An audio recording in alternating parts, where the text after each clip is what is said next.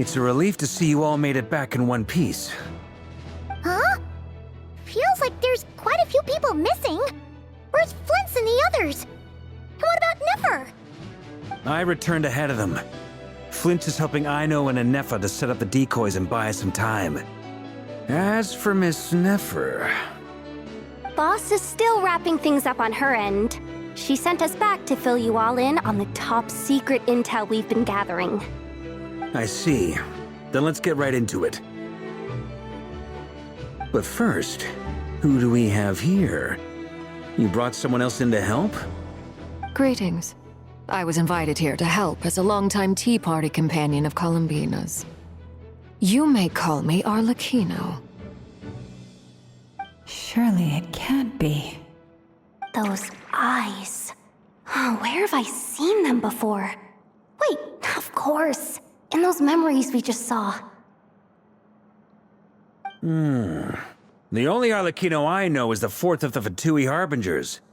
So either you share a pretty uncommon name, or you're more than just a Tea Party buddy. You are well informed, Grandmaster. A man from Mondstadt living all the way out here in Nodcry, and yet the people and affairs of Snezhnaya seem to hold a special place in your heart. Oh, the feeling's mutual. Sounds like you know all about who I am, too. A Fatui Harbinger. The atmosphere in here just got really tense. Guess we can't just start trusting Fatui Harbingers, even at a time like this. I must admit, though, I'm a little curious. Seeing as the Moon Goddess no longer belongs to the Fatui, what makes you so willing to put your neck on the line here? Nor does Nodcry belong to Mondstadt, Mr. Varka. Yet still, you're fighting for it all the same. Things don't always have to have a tangible payoff.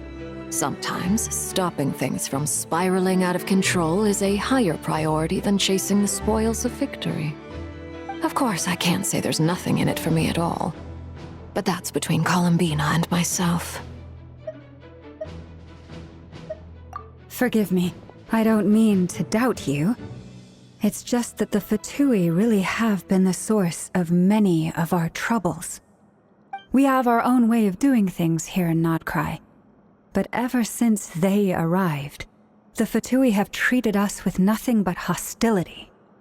I know there's been a lot of bad blood between us in the past. I've done my utmost to avoid friction whenever I could. But sometimes fundamental conflicts of interest simply can't be settled amicably. That's why I'm here solely in a personal capacity. This has nothing to do with the Fatui. As a gesture of good faith, I'll be frank. I can help Columbina track down the iridescent moon's marrow, which will help her restore more of her power. Anyway, what else is on the agenda? Let's begin. She says she'll be frank, then completely skips over the details. Looks like she doesn't want to give away too many secrets after all. But she clearly wants to change the subject. It'd be awkward if I tried to bring it up again now. I guess we'll just have to go along with it. She's the fourth of the Fatui Harbingers after all. One look and you can tell she's not someone you'd want to mess with.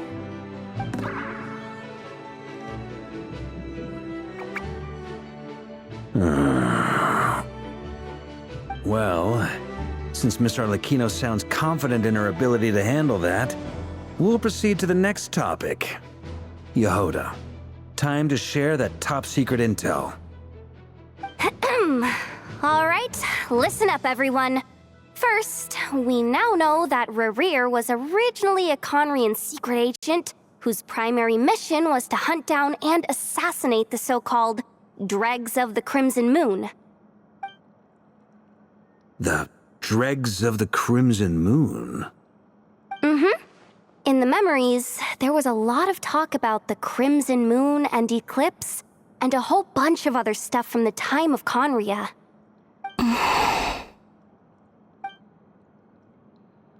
To my knowledge, those were the names of two different Conrian dynasties.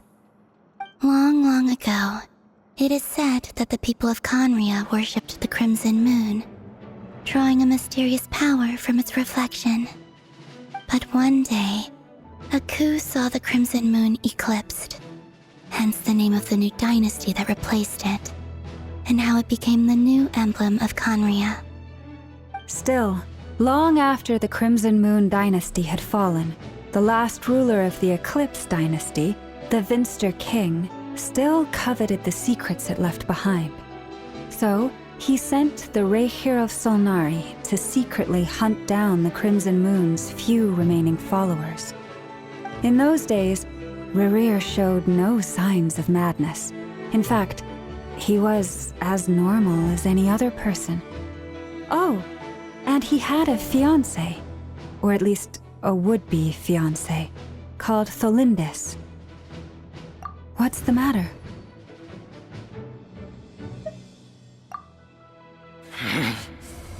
Verfnir, Rheindaughter, Flinders, Flinders. Interesting. Anything else? What about this would-be fiancé of his? Do we know anything about her? Well, she was a researcher at the Universitas Magistrorum, but it felt like she was hiding some kind of secret. Oh, and one more thing. For some reason, Rerir's fragment also contained some of Tholindis' memories, though only a very small portion. Well, no shortage of potential leads, I'll give you that. In any case, it sounds like we can conclude that while Tholindis was still around, Rerir appeared to be lucid and quite normal. Tholindis, it seems, must have been the one thing in this world that he couldn't let go of. Tell me though, were these pure-blood Conrians we're talking about here? Why do you need to know that? Hold on. If she was a pure-blood Conrian... Oh yeah, just like how it was with the captain. If we could somehow find her, do you think there's any chance Rerir might regain some of his sanity?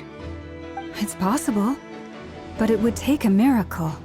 We can't pin all our hopes on that. That merchant who Nefer knows, Dori Sangama Bay. Maybe we could hire her to look into it. All right then. Let's keep working in our separate teams. Traveler, Paimon, Kutar, and Miss Arlecchino will go look for the iridescent moon's marrow. As for the others...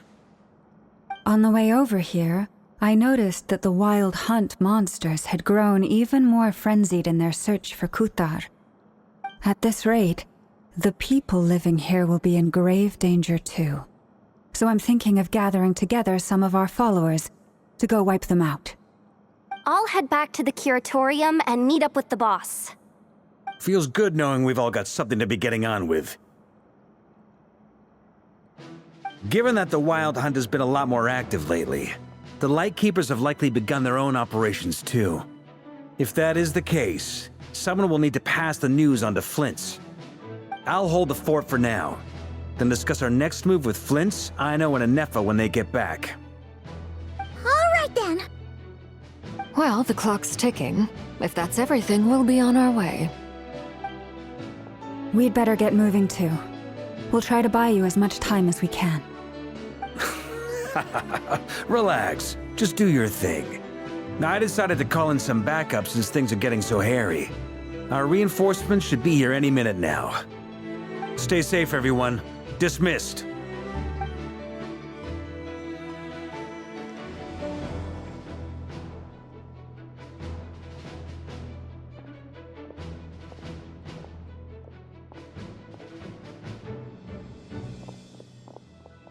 We're back. Did we get here a little early? Or a little late? A tad late. The others have already set off. To summarize, our resident moon goddess has found us a new ally, and Boss Nefer has uncovered some promising info. Everything going smoothly on your end? Not great. I don't know how long we can stall them for. The decoys are getting taken out way faster than we imagined. I'm gonna make some more later, but I need a timeout first, I'm so tired right now. Oh, right! Ineffa, could you fill in Uncle Varka on what we just discussed with Flint's? Sure. Uncle Varka, you previously told us about how when you went to investigate a source of the Wild Hunt in Amsvartnir, you discovered that it was just a diversion. But according to Flint's intel, several outbreaks of the Wild Hunt had already occurred in Nodcry in the period leading up to that. That was before Rerir had regained his body, when he was far from regaining his full strength. In other words, in theory at least, he still lacked the means to act in two places at once. Flint's, with everything that's been happening, the Lightkeepers across Nodcry are rallying to fight back against the Wild Hunt. They're gonna need your help. I know, I'm sure you're capable of coming up with something far more effective than decoys. But for now, you should stay here and get some rest. Ineffa and I will head back over to Amsvartnir to see if there's anything I missed. I told you Uncle Varka would say that, didn't I? A deal's a deal. Not a word about my snack intake for the next week. Database updated. Reliability of Aino's predictions increased. What does that mean? They were betting on how you'd respond after hearing their intel. It's the obvious choice, isn't it? That's hardly worth betting on. We already decided that Ineffa should go investigate the situation over at Amsvartnir on her own. You might as well stay here and keep watch. Someone needs to hang back and oversee our strategy meetings. And besides, you still haven't fully recovered from ambushing Rerir. So I've ended up with the easiest assignment.